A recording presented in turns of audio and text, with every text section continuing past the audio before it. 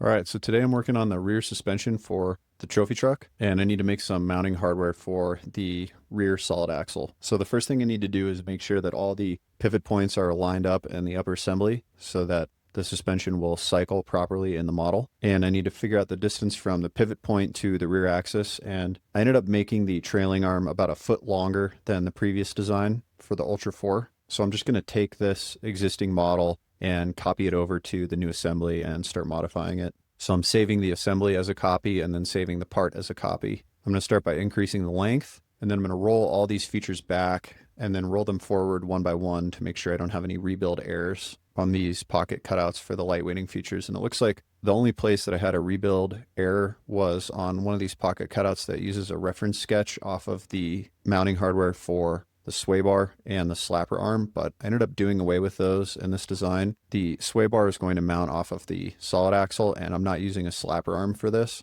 so I ended up deleting these features in the long run, but keeping the lightweighting pocket cutouts on the trailing arm. So that's what we're looking at here. And again, adding radiuses all over the place so that I don't have any hot spots or sharp inside corners on the part. That was one thing we discussed during the FEA video, is you want to have radiuses everywhere and avoid sharp corners. So now I can drop that trailing arm into the assembly and mount it up with point mates on the spherical bearings, and then copy this hardware over to the front. And this front pivot point will be fixed in the upper assembly, and it will be the front pivot point for the trailing arm. So I'm taking that spherical bearing and just mating it into the upper assembly so that it's fixed, and then everything else can move around it.